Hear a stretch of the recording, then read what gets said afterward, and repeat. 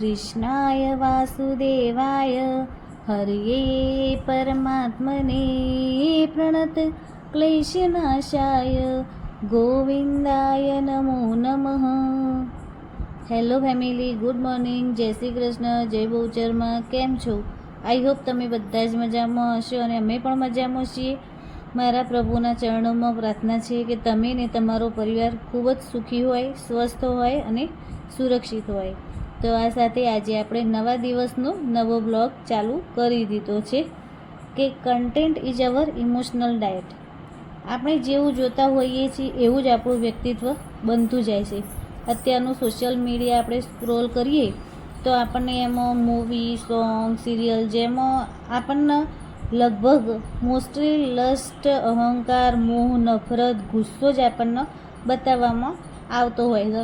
એમાં એમનો પણ કંઈ વાંક નથી કે આપણે જેવું જોવા માગતા હોય એવું જ આપણને પીરસવામાં આવતું હોય છે. પણ અને એમાંય જો અત્યારે આપણને નાના છોકરાના હાથમાં જો મોબાઈલ ગયો તો કેવું થાય કે નાના છોકરાનું મગજ તો કોરી સ્લેટ જેવું હોય.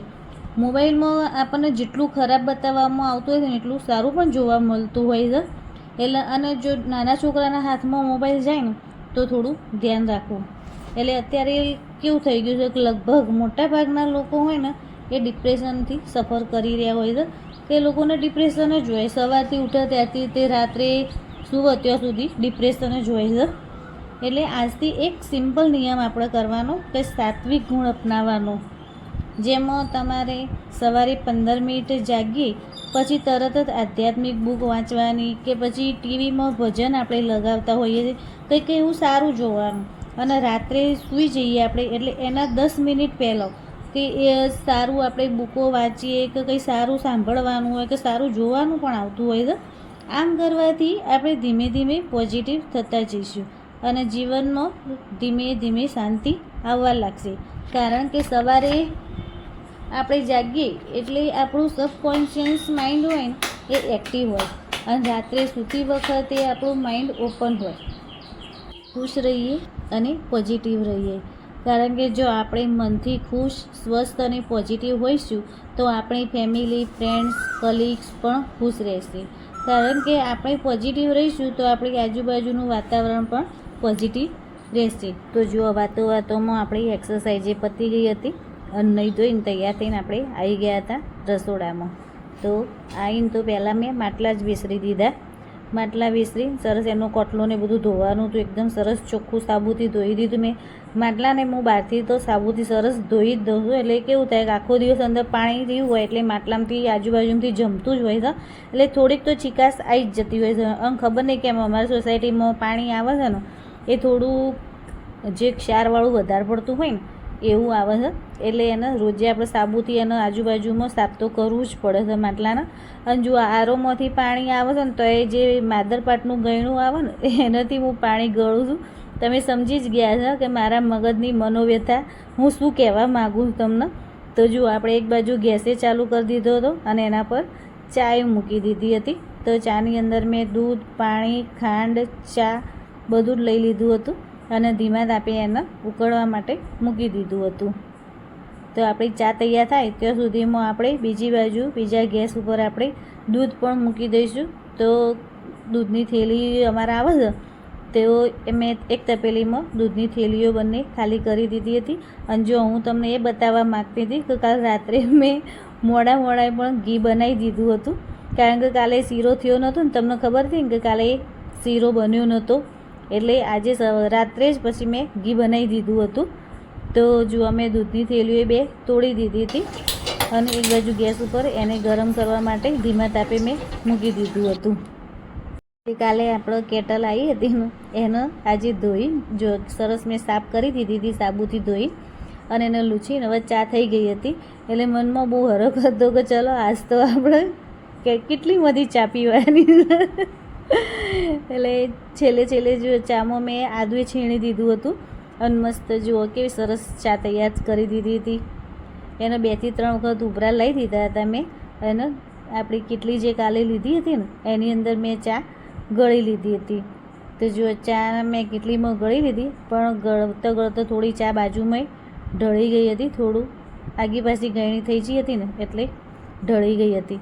તો જુઓ સરસ આપણી ચા એ ગળી ગઈ હતી. અત્યારે માખીઓનું બહુ થતું હોય ને એટલે પેલી ગળણી જો નેસુન પપ્પા વહેલા ચા પી લે એટલે ગળણી ઉપર મૂકી હોય ને એટલે માખીઓ આવતી હોય એટલે એના પર પાછી મારે ડીશ ઢોકીને રાખવી પડે કે ગળણી ઉપર માખીઓ ના બેસે ને એટલા માટે. તો જો સૌથી પહેલાં મેં કેટલી નેસુન પપ્પાને જ આપી દીધી હતી. એમને વહેલા બહાર જવાનું હતું ને એટલે મેં કીધું મેં કીધું ચાખી જોજો કેવું કીધું ટેસ્ટ આવે છે. એટલે કે એમાંથી થોડું કંઈ ટેસ્ટ કે બદલાઈ જવાનું છે. સવારે મારા દીવાબત્તી પૂજા પાઠ બધું થઈ જાય ને એટલે હું મારી બોચરમાં જોડે મનોમન બધી એટલી બધી વાતો કરું ને તો મને બસ એમ જ લાગે કે હું બોલું છું મારી બોચરમાં સાંભળે છે એવો મારો મનથી મને વિશ્વાસ છે. અને એટલામાં તો જો નેન્સીએ પગે વગાડી દીધું હતું એટલે એણે મને બૂમ પાડી મને બહાર બોલાવી કે મમ્મી જો મને પગે વાગી ગયું. એટલે પલંગ ઉપરથી ઉતરવા ગઈ હતી ને તો એના અંગૂઠામાં મચકોડ આવી ગયો હતો. એ પહેલાં તો એણે કવરો બધા જે ચાદરોને બધું આજે બદલવાનું હતું ને એને મેં કીધું ચાદરોને બધું ધોઈ દઈએ એટલે આવતીકાલથી આપણે દીવાબત્તી ચાલુ કરવાની હતી. એટલે એણે બધા કવરોને બધું કાઢી દીધું, ઓશિકાના તકિયાના પછી ચાદરો બધું કાઢી લીધું.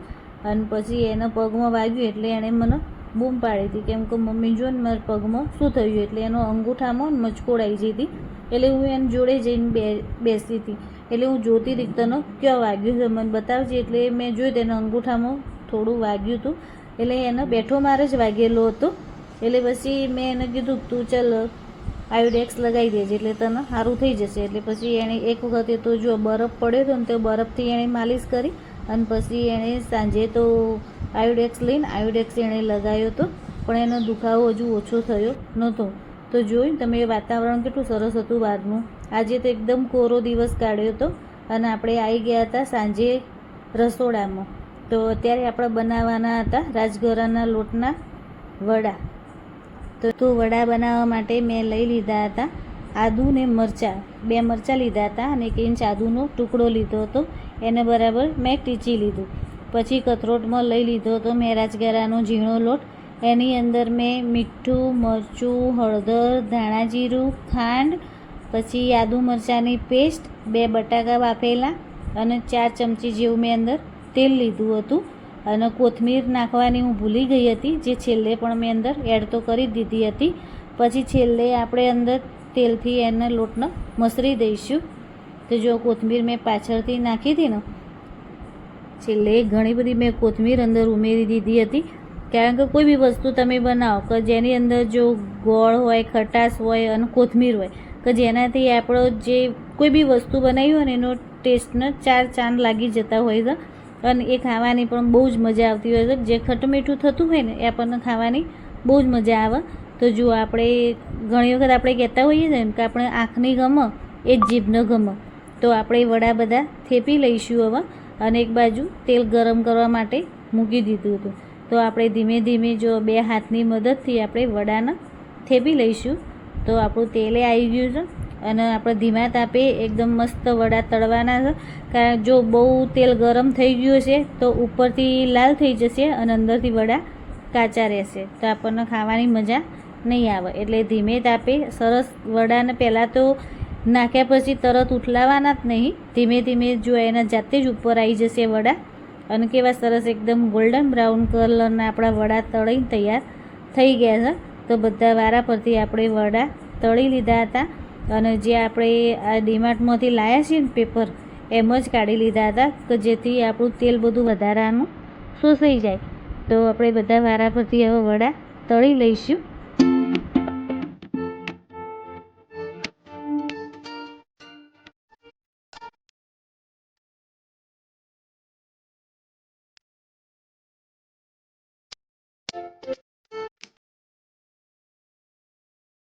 આપણે વારા પરથી બધા જ વડા તળી લીધા હતા અને બીજી બાજુ નેન્સીએ ચાય મૂકી દીધી હતી.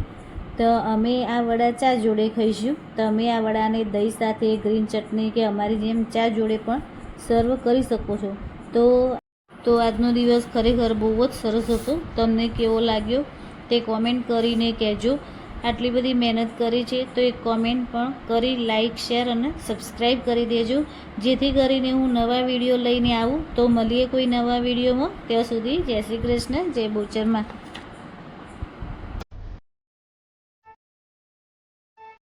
Ese toleo, ¿sabes?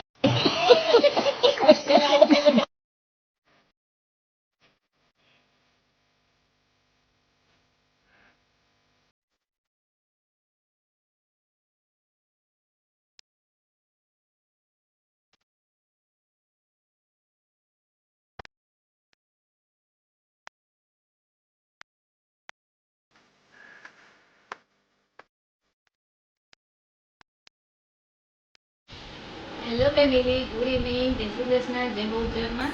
તો સાંજના 6:30 જેવું થઈ ગયું છે અને જો આપણે બનાવી દીધા હતા રાજગરાના બટાકાના વડા બનાવ્યા છે. રાજગરાનો ઝીણો લોટ લીધો હતો અને એની અંદર બટાકા બાફેલા મેં નાખીને સરસ વડા બનાવ્યા છે. આની ફૂલ રેસીપી મેં મારા વિડીયોમાં આપેલી છે, તમે ચોક્કસથી જોજો અને તમારા ઘેરમાં બનાવવાનો ટ્રાય કરજો અને કેવી બને છે ચોક્કસથી મને કોમેન્ટ કરી કહેજો. તો આવી જાઓ ચા નાસ્તો કરવા માટે, વડા અને ચા. જો ચા મસ્ત બનાવી દીધી છે તો આવી જાઓ વડાને ચા ખાવા માટે.